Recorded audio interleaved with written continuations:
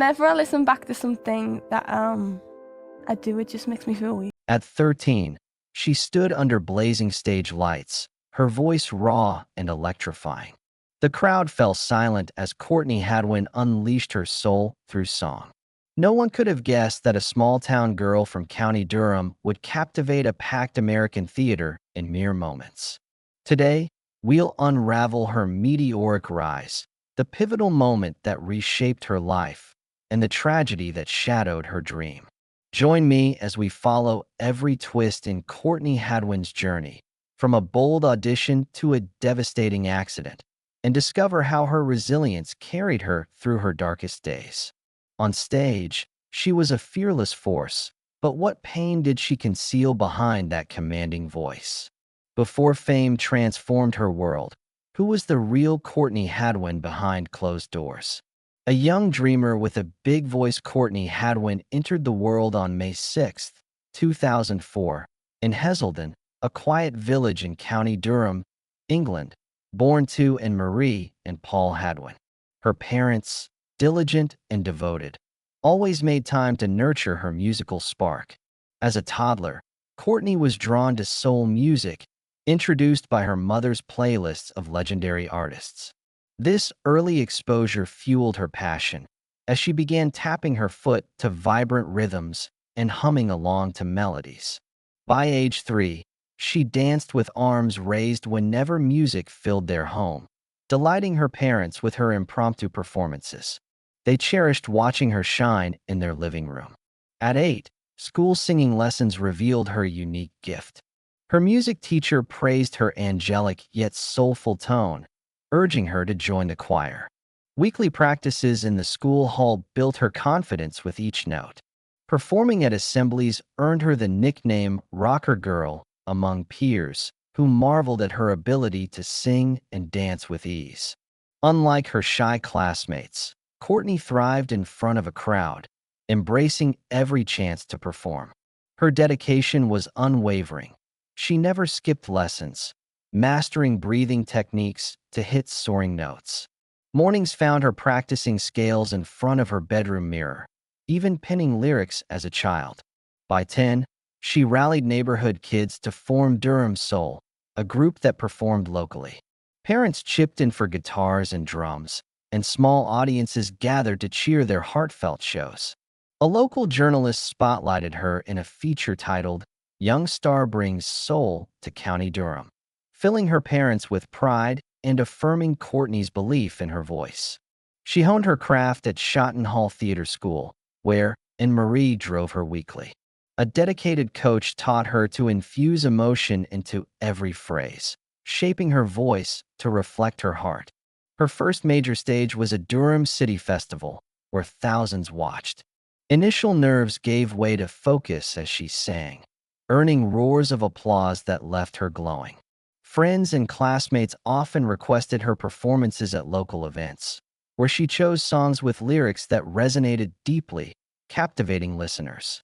By 12, her ambitions outgrew Heselden. She saved pocket money to help fund travel, dreaming of a bigger stage. Late nights were spent jotting down goals, her talent setting her apart. Her mother's advice, "Work hard, stay humble, chase your purpose," guided her as she prepared to venture far from home. A girl with a suitcase and a dream. Would America embrace her gift or overlook her in the crowd? What unfolded when she faced the spotlight? The audition that shocked the world in summer 2018, 13-year-old Courtney Hadwin landed in Omaha, Nebraska, clutching a suitcase, a leather jacket, and fierce determination. It was her first time in the U.S., and despite warnings about jet lag, her focus was singular, earning a spot on America's Got Talent. On audition day, she arrived at the CenturyLink Center, a mix of excitement and nerves. In the holding area, contestants practiced in clusters, while backstage staff called names unpredictably. Clutching her fedora and audition form, Courtney took a deep breath and stepped through a narrow hallway onto the stage. Under dazzling lights, judges Simon Cowell, Heidi Klum, Howie Mandel, and Melby watched impassively. As Courtney took center stage in her black leather jacket, white shirt, and jeans, the theater hushed. Her wavy hair framed her face as the band struck the opening notes of Piece of My Heart. Her voice started soft, eyes closed, feeling the rhythm pulse through her. Then, her power erupted, gritty, soulful, and commanding. She moved with the swagger of a seasoned performer, each note brimming with raw emotion. Simon leaned forward, stunned. Heidi's eyes widened. Howie hid his shock behind his hand, while Melby tapped the table, eager for more. As the final note rang out, the crowd exploded, judges on their feet. Simon's buzzer flashed red, signaling a standout moment. Courtney, eyes wide, spotted her tearful mother backstage. In a shaky post-performance interview, she said, "Singing sets me free," her sincerity resonating with viewers. That night, her audition clip went viral, hitting 10 million YouTube views by morning. Outlets from the New York Times to the BBC hailed her as a teen Janis Joplin, while Heselden papers celebrated her triumph. A private follow-up audition saw her perform an original, Heart and Soul, crafted with her coach, Laura. Her emotive delivery earned Simon's praise. "You're not mimicking, you're you." This secured her spot in the live shows. Fellow contestants embraced her, and in interviews, she spoke of missing home but feeling at home on stage. Messages flooded in from fans worldwide, Japan, Brazil, beyond, saying her voice inspired hope.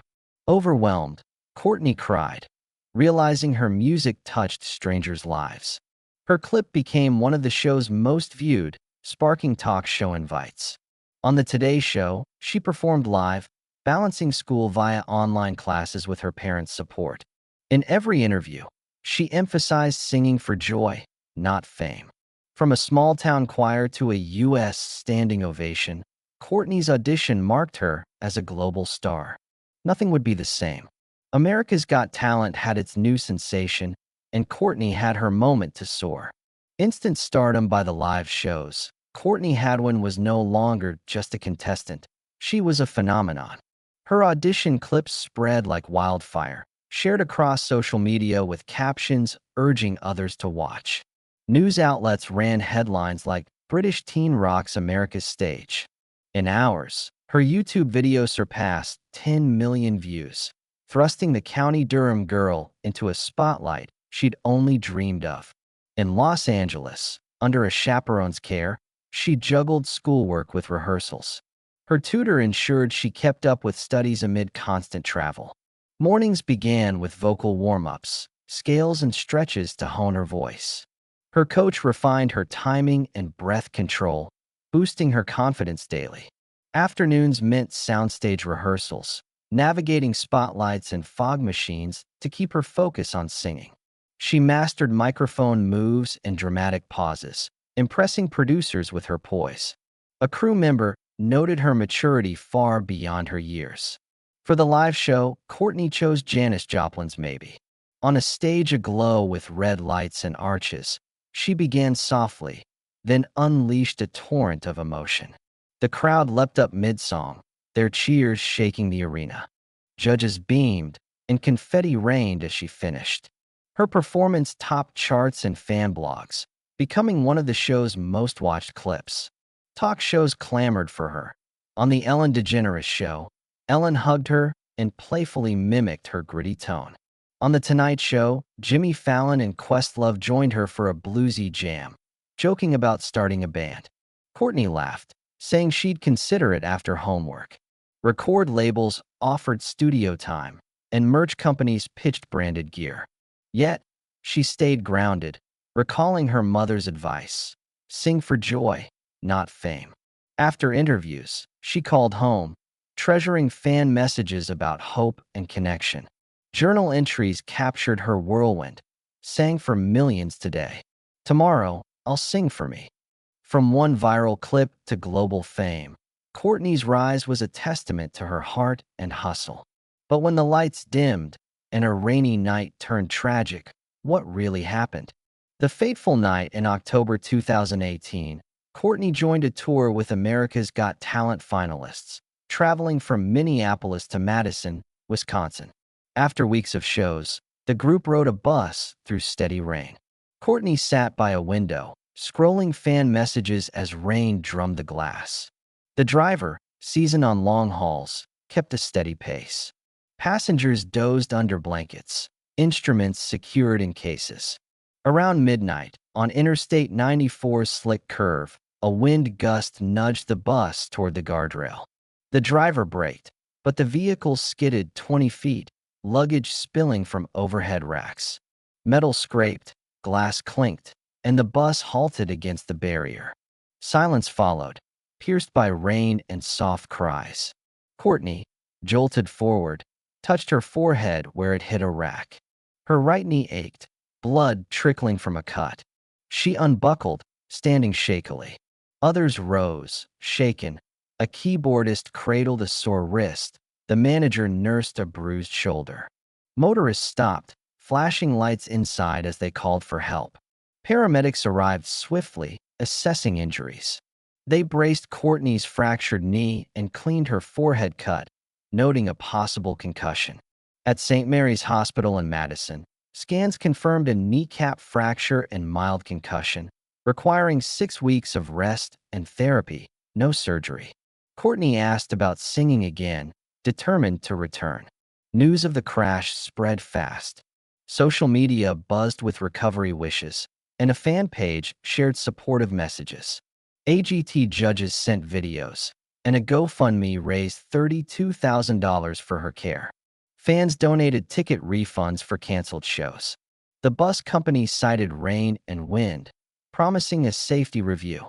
Courtney's team prioritized her recovery, arranging her return to England.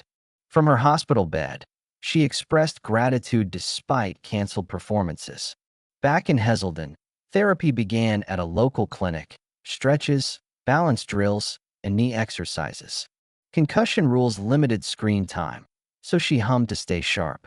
Friends brought meals, and neighbors offered comfort.